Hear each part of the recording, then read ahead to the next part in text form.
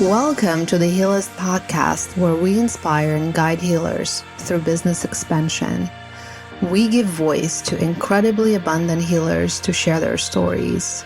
We dive into the quantum field to unlock the energies of conscious creation. We also develop digital tools to help you grow, which you can find on healers.com. I'm your host, Yuli, and I'm grateful you chose to join this space. Now let's go deep. Hello, my dear friends, and welcome to another insightful episode of the Healers Podcast. Today, we're talking about the very interesting topic of reaching stability in turbulent times, and specifically financial stability. And I'm super excited to have our guest today. Cassandra Stahl is a financial advisor with Northwestern Mutual Legacy Wealth Planning Group, where she guides individuals and small business owners to dream courageously and live with purpose. She does it by helping them align their values with their actions by creating a safe, fun atmosphere where her clients can open up and talk about where they want their money to take them, why they want to go there, and then stay by their side to help navigate the course.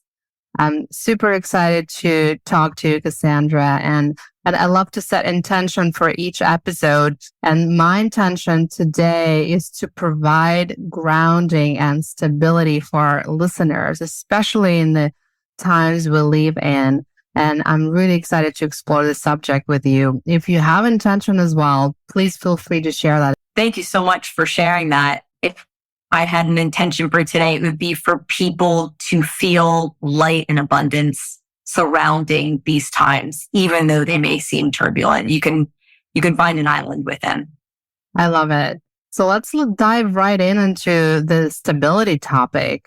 It's so important to stay grounded and stable. And I know it's hard at these times where so many emotions and so much going on externally, internally, and, so many different energies, and we're being pulled in different directions. How can the idea of, financial stability, how can it ground us? And what can we do? What can people do tactically on a daily basis just to feel that stability? That's a wonderful question, and one that I'm asked quite often in my seat. I believe that the most important thing to do there is to remember that no storm lasts forever. And when there are stormy skies somewhere, there's sun somewhere else. I think that if we can all have an understanding of no situation is forever, and in fact, history and economics do in fact follow a cycle, we can take some comfort, right? When we maybe catch a cold or something, you're uncomfortable for a few days and then are likely to get better. Right now, the economy has a cold. And by the way, this happens every 10 to 12 years that we have these recessionary economics, and that is to be expected. And I think if we could plan for it and allow it to feel less random and more cyclical, we can really wrap our arms around it and just have it as part of our daily planning, which I think the number one thing that we can do to arm ourselves energetically in these times is to have a financial plan and open up that candid conversation with somebody that is in a role similarly to mine, to make sure that you have a ongoing plan that addresses the fact that it's not sunny forever and it doesn't storm forever.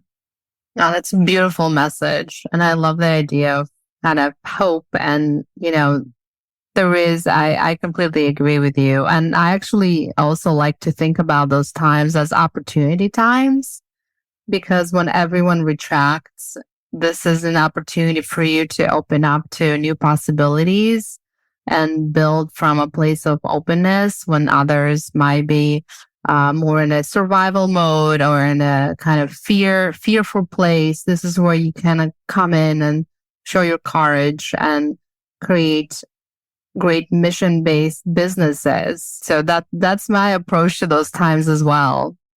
Absolutely, because right now we're in a situation where my belief is that a silver lining of the pandemic is that the tide has come out, and those with less intentional business models may not have survived the storm. And it permits room for people that are pure of heart, have incredibly strong intention, mission, and vision. Is the way has almost been cleared for us. Even if it seems like a kind of crazy path forward, I have seen that time and time again over these last 3 years there's almost less noise right now. So we're able to be heard, and people that are showing up authentically and of mission and vision that is pure. And also COVID, I think, was a beautiful pattern interrupt. And I think that what's happening in the economy is a beautiful pattern interrupt that is allowing people to think differently. It's almost cracking open that door that allows people to maybe accept different healing practices that perhaps they were not open to before. So I've been very inspired by the work that specifically a lot of my female small business owners in the healing and wellness space, I've been really inspired by the work they've been able to do over these last 3 years. And I can't help but to think that in an odd way, a pandemic and a recession cleared the way for them. It's pretty cool. That's amazing. I love to hear that. So having this opening, right, and recognizing that, then how do we approach taking advantage of those times? And you talk a little bit about planning. How do you advise your client? Where do you start, and what does that planning process include? The planning process for me is kind of like writing a vision statement. And what I found is that many of the women that I'm working with are incredibly vision oriented, but they've left money out of the vision and they've left wealth out of the vision because in some ways it might feel like an energy suck instead of one that can augment the beautiful energy they bring to their life and business and the people and organizations that they love. So a lot of what I'm doing is really sitting down with them and seeking to understand in the next 3, 5, 10, 15, beyond 15 years, what things could look like if they were to really dream and to think in an uninhibited fashion. What would they imagine it to look like? What would they like to see for their own personal wealth, for their business, for their families, the people in the organizations that they love and care about? I find that it's just opening the door to allow that manifestation to truly begin. As I open the door, I permit and hold space for that conversation. And then, quite honestly, nobody's ever said anything that can't be planned for. It might feel like this enormous, grandiose vision, and it probably is. But the reality is, you begin a journey with a single step, right? And now I need to figure out, okay, here's the long game. Here's where you'd like to end up. Okay, now we just did the expanding part of the conversation. Let's bring it back to today. Where are we? What's happening in your life? What's happening in your business? What are the things that you can expect to turn in the next 6 months? Let's deal with today land now and figure out what are those small, repeatable actions that you can take. Is it simply saving enough to have a cash cushion for yourself personally and for your business, if that's relevant to you, so that you can feel this space of having that cash reserve and go forth with that comfort and confidence, knowing, hey, I can take some big swings, and if they don't pan out for 3 months, it's okay because I have my cash reserve set aside. So sometimes it's simple things like that. It's just saving what you can into cash reserves and providing that space for yourself. Sometimes it's bigger things, like maybe it's opening a retirement account through your business to help with taxes or to help save for your own retirement. Maybe it's planning for that sticky middle ground. I find that people are really great at the bookends. Short-term cash, long-term retirement, but then they ignore that, gosh, maybe there are things I'd like to do in the next 15 or 20 years before I hang up my spurs that I would like to plan for. So it's not, what I found is that it's not as tall of a task as people find, but what you need is somebody who is an expert in the area to guide that. And you need that person to truly respect, understand, and support your vision forward. If you can find that marriage and financial planning, there's very little, if anything, you can't accomplish. Wow. Now that's incredibly inspiring. And I think a lot of us in this space, we use all sorts of guides with our health, with our well-being, but not necessarily thinking about getting a guide to help us plan more financial future, bring more stability into our life. Because as you were talking about that cash cushion, right?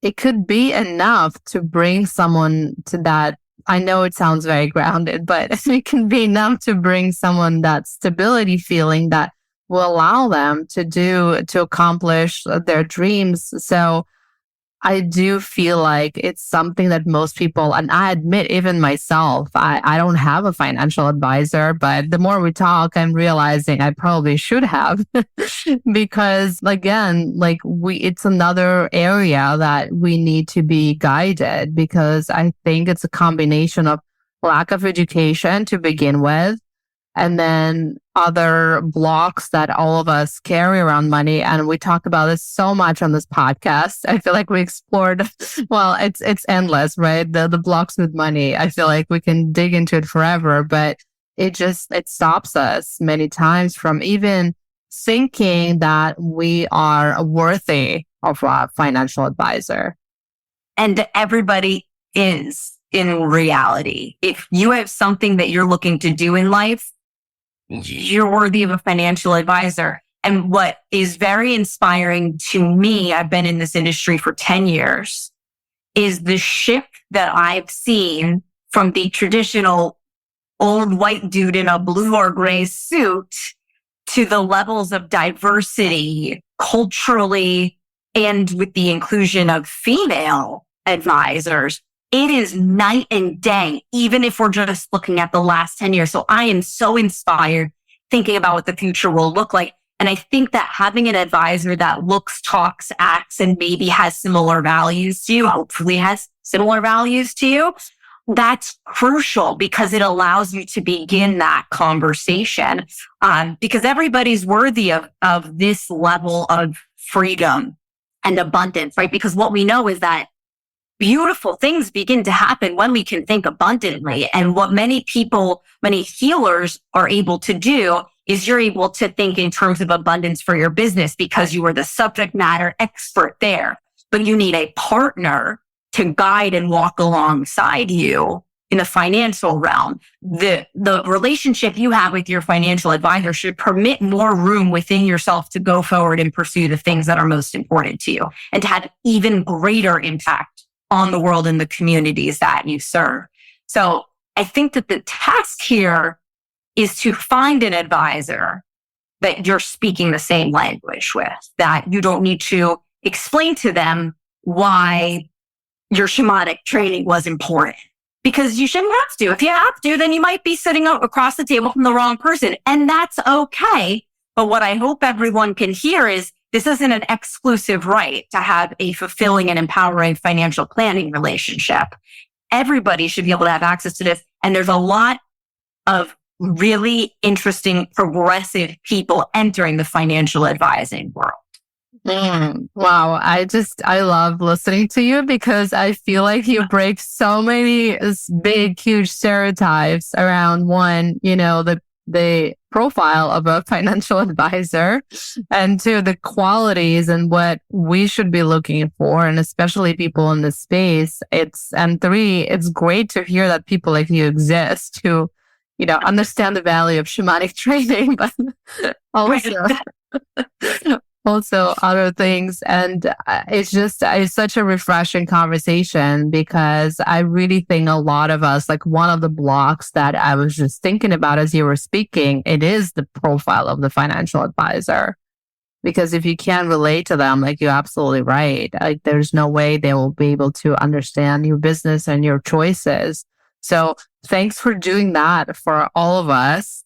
And also thank you for making it so accessible for small business owners and people that just kind of starting up, because I do feel it's one of those things that considered to be a privilege that only the 1% are able to enjoy. And bringing this type of service to the masses and especially to small business owners, I think it's really, it's an incredible work. So thank you for doing that.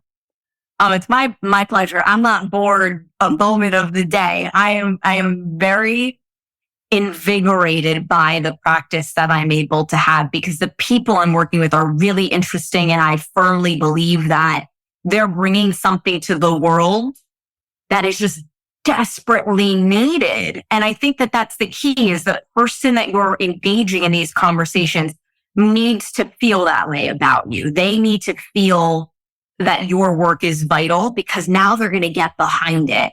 So I would really encourage everybody to just relentlessly pursue finding that advisor that you can really relate to on the level of the soul. Because then everything else is detail. Listen, everyone has the same stock market to deal with. The people that have billions, millions, and the people of modest means. Everyone's got access to the same stock market. It's just the matter of, will the person that you're working with that is advocating for you, are they doing just that? Are they advocating for you? I would also mention in that vein that in my role, there's kind of two groupings. There are the people that focus on transactions, and then there are the people that focus on planning. And sometimes it's hard to tell the difference. But I would say that the people listening to this content probably have a pretty darn good read on people. So I would encourage you to have as many introductory conversations as it takes to truly click. Because the person that's just oriented around transactions, they're going to be the person that says, hey, you just started your business and you owed a bunch of money in taxes. Great. Open up a SEP IRA, jargon. And we're going to put this in so that you owe less in taxes next year. And that's going to be the beginning, the middle, and the end of the conversation. While somebody on the planning-based side should go through, okay, I see that you've got a thorn in your paw. You owed a little extra in taxes than you wish you did. Tell me the vision of your business. Tell me your personal vision. How do you imagine you might want to take care of that? Hey, does it feel aligned that a retirement account might check some of those boxes? Let me explain to you what that means. Right? Those are two very different conversations. And I think it's important. And I would imagine that most of the people here are going to want somebody in a planning realm. And I would bet that you all are pretty good at that litmus test. I think you're going to have a pretty good read on, is this person just going to place an account, or are they truly going to go through essentially a visioning exercise with me and help me to marry up my aspirations with my assets? That's so interesting. And just as you were talking, I couldn't help myself but compare it to going to a psychic. There's different type of psychics, right? Someone who tells you you're going to get married on October 11th, 2023, or somebody who's just going to talk to you through your vision and how you're going to get there, right? And what things to work on. So I think it sounds pretty similar exercise. Like, what type of psychic you want to go to, or what type of financial advisor do you need? Yeah, there's endless parallels in many of the most important practices in life. And it comes down to the individual. The reality is that most advisors are going to make that choice. Do I want to be on the transaction or the planning base? And it's just, I'd encourage people to interview. You're worth interviewing financial advisors. Not only are you worthy of access to them, you're worthy of interviewing. You should pick.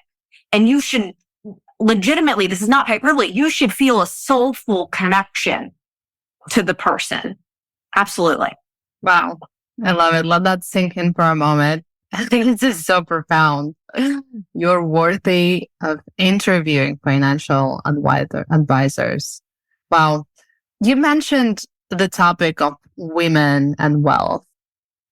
And that's something very interesting to dive into, because I think a lot of our listeners are women, I think, and naturally the healing space tends to be a very, let's say, female-friendly space. And how do you see, and you mentioned that there's a lot of financial advisors that are coming in now just in the last decade that, kind of break that traditional kind of a finance guy stereotype. How does it change what you do, or let's talk about the female energies that are coming into this space and how are they different? Such a good question, because it's very different. Masculine and female energy regarding finances, completely different. And by the way, I've got 3 business partners, and two of them would have been the elder statesmen in the blue suit, and one of them is a gentleman about my age. who also looks good in a blue suit. So it's not to say that no man can do this adequately, because there are many who are quite special that are elite in this planning space. But it's that soulful connection that we need to make sure that we're capturing there, irrespective of the person. But to speak specifically to financial planning, masculine versus female energy coming to the table, women tend to be phenomenal savers, generally speaking, better than their male counterparts. Men tend to be better investors.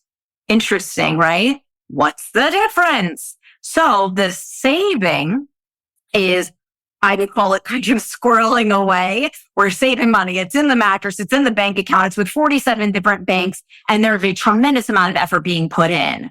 And generally speaking, women aren't comfortable taking the leap to investing and permitting that money to grow, to do some work for them, to complement their incredible savings efforts, while men are kind of willing to just take a flyer. Hey, it's COVID and I'm going to invest in a few airlines and healthcare companies. Let's see what happens. Generally speaking, women, especially female business owners, which you're taking on a risk by becoming the business owner, right? They're going to have more of an aversion to jumping in with 2 feet regarding investing, because generally speaking, they feel like they don't have knowledge on this topic, which, by the way, isn't their fault. It's not anybody's fault. This isn't taught. Yet we all, or I shouldn't say we all, generally people come to this with a bias that is almost a guilt that they should have known how to do this. They should have known what investments were available to them. But the reality is, unless you're taught it, how on earth should I expect you to have known? That's crazy. How would I expect my child, I've got 2 toddlers, how would I expect them to know anything if I hadn't taught them? That would be absurd. Give yourself the same grace. You shouldn't know it out of the box. Somebody needs to guide you through this. Somebody needs to talk you through this. And this is something that is very specific to a person, to a business, to a mission, or to a vision. So what I find is that more women are just dying for that education. They're just muscling it out right now. They're saving, they're working their tail off, they're managing their expenses, they're doing everything. And my message to them is, it doesn't have to be so hard. Here, let's look at this together. Your money can work for you. It can be pull. It doesn't all have to be push. This can be easier. So that's the major difference that I'm finding, is women are exceptional savers. Men tend to be better investors. And by the way, 2/3 of wealth in the country will be in the hands of women by the end of the decade. There is an enormous wealth transfer happening. And for the first time in history, women will hold more of the wealth in the country than our male counterparts. So it is time for these really powerful women, spiritually powerful women, to reach out and get that education. This is such a powerful message. Thank you for that. And can you explain that wealth redistribution concept? What is driving it? Death. At its very purest. So what's happening is, right, you've got wealth that has been built up over prior generations. And what's happening is the baby boomer generation is aging, passing away. What we're seeing right now is many men statistically are going to live shorter lives than women. Many of them are married. So the wife typically is now receiving those funds. Now, what would have traditionally happened decades ago is the father would die, the wife would receive the money, and then the money would be distributed upon her passing to the kids. And generally, the men were the only ones that were doing things with it. Not the case. Female entrepreneurship is one of the fastest growing sectors, and is faster growing than male entrepreneurship. So you're seeing these women just fly up the ranks right now, doing really incredible, inspiring things. So now what's happening is they're building their own wealth while receiving it from the largest generation that has ever been seen in the American public, who are aging and dying. So they're building their own wealth in tandem with inheriting wealth. Wow, that's incredible. I've been waiting. I'm ready for it, but it's such a beautiful opportunity for education and for empowerment, because when money is passed, money gets to have a new story and a new soul. And I truly believe that every dollar is nothing more than a vote. We get to vote for the people, businesses, and things that dollar supports. And it is really very exciting to me to think about what's going to happen next, because I think that there's enough really strong spiritual guides out there that are going to do some pretty cool things with this money. Oh, I love that. Can we double click on that and talk more about where you see kind of the future wealth going, and what some of the areas that you see this kind of new demographics, right? That's going to be in charge of the wealth.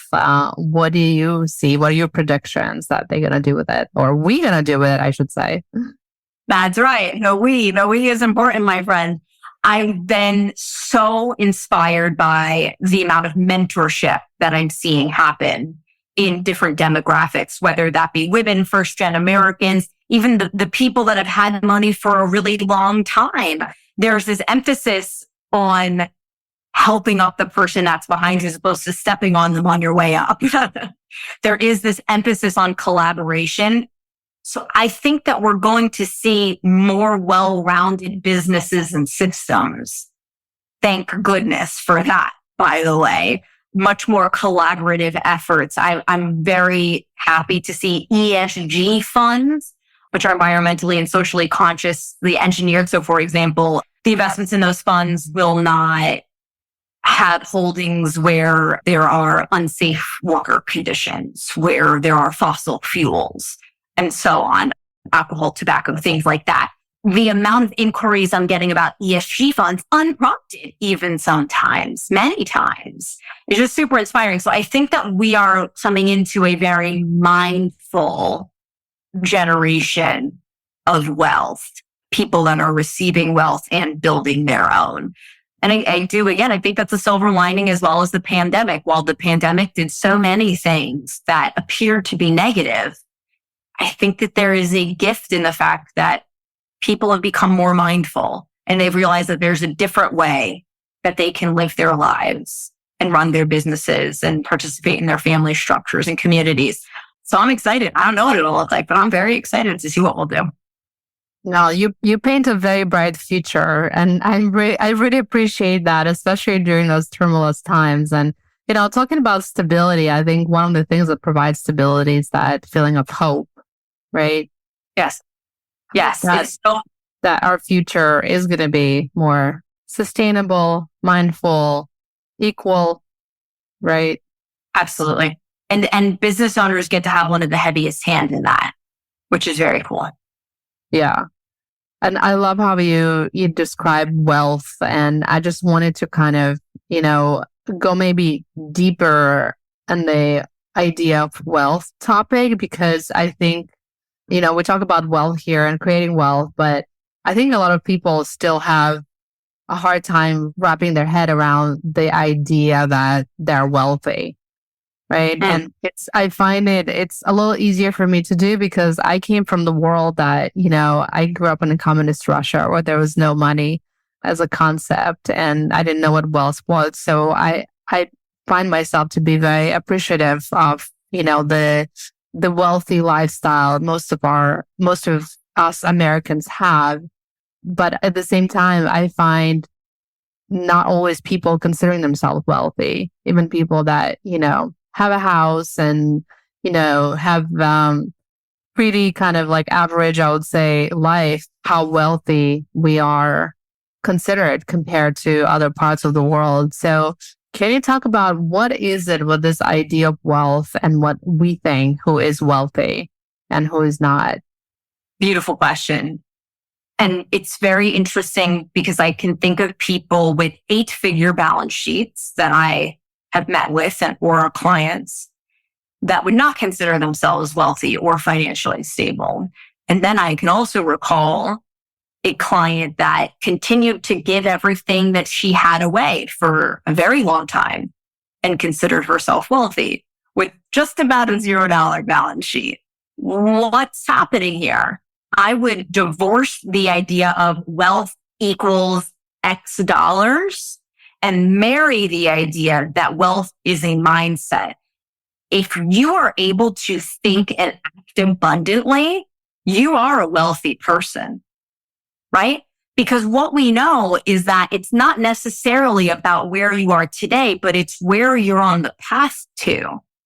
So if you look at a new business owner, you can act and feel wealthy. The check just hasn't been written to you yet. And the more that you can think of and meditate even on your vision and put your feet and mind into the future, the quicker it comes to you, actually. Wealth is truly a spiritual game, and there is absolutely no correlation to happiness or feeling that you are wealthy and balance sheet. I've certainly learned that over the last decade.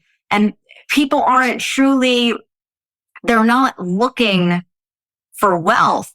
They're looking for what they think wealth will make them feel.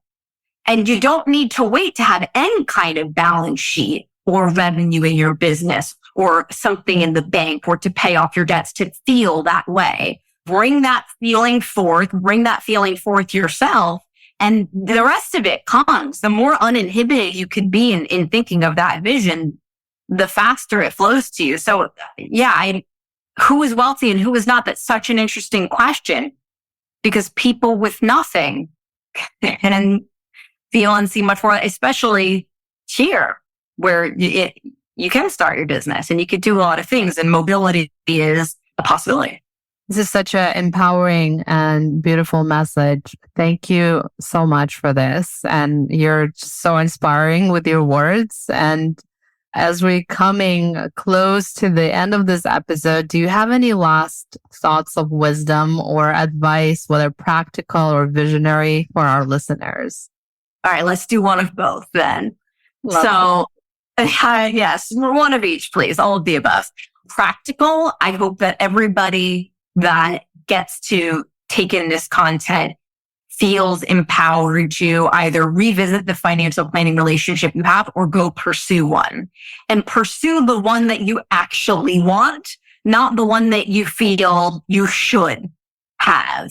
I hope that everybody can relentlessly and without guilt pursue what you are entitled to, which is as rich a relationship as you want. And I hope that should you want it, you can find somebody that can speak the language of the soul as it pertains to your finances. Because again, that is adding energy to the financial conversation. If your financial conversation is an energy suck, you're building up energetic walls. Don't make it harder for yourself than it has to be. Align yourself with the right person and know that you are deserving of finding the right person, whoever that may be. So that's the first. The second, I love this story, which I'll just tell briefly. I love Wayne Dyer. Anything that man has said, I'm in. Let me listen to it, and then let me listen to it 5 more times. I adore him. And as a child, Wayne was an orphan, and he looked for change on the ground. And that was something that the first time I heard him speak, I was about 12 years old. He was at the Javits Center in New York City. And he was talking about that. And I said, I'm going to do that because I just want to do anything to be like this guy, right? So I started to, at the age of 12, pick up the habit of looking for change on the ground as a reminder that there is abundance. There is abundance out there. I think that's partially why I became a financial advisor, maybe. And I told my niece this. And this was several years ago. Maybe Jada, my niece, was maybe 7 to 9 years old. So she's a young person still. She's 16 now. She can't believe. And we're walking up from our local farmer's market, and I'm looking for change on the ground. Jada's looking for change on the ground too. And she goes behind me and goes, Cassandra, look what I found. And she holds up a $20 bill. I said, Jada, that's awesome. And I looked at where Jada was standing, and I realized that I just walked there. So why did Jada find a $20 bill and I found change? It's because it's what I was looking for. I was looking for change. So I found change. And Jada, thank goodness, right, in a childlike way, is shooting for the moon. And girlfriend found a bill. And it was just one of the most profound moments of my life, because I realized, oh my goodness, you do find what you look for. So to loop it back to how do we create stability? How do we create this financial, personal, professional stability? Part A, know what you're looking for and be courageous enough to dream that up. And then subsequently be courageous enough to share it with somebody that can help you, whether that's a business partner, whether it's someone like myself, a mentor, confidant, whoever it is. You will get what you're looking for. So be really careful what you're looking for because you're going to find it. I love this so much. Wow. I love this story. And thank you for bringing this amazing, abundant energy to this topic of wealth. I would let you manage my money anytime. I just love happy with the party. All right. Well, thank you for spreading your message and being with us. And I think it's just so important to hear for many people right now who lack that stability or feel the world is unstable. I think this is a beautiful way to keep yourself grounded and also focus on your vision and where you're going and taking more responsibility with your wealth and where are you investing it and what are you voting for? That's right. I love that. Thank you so much for having me. It's such a gift to be aware that your content is being put out. So thank you very much for what you're doing.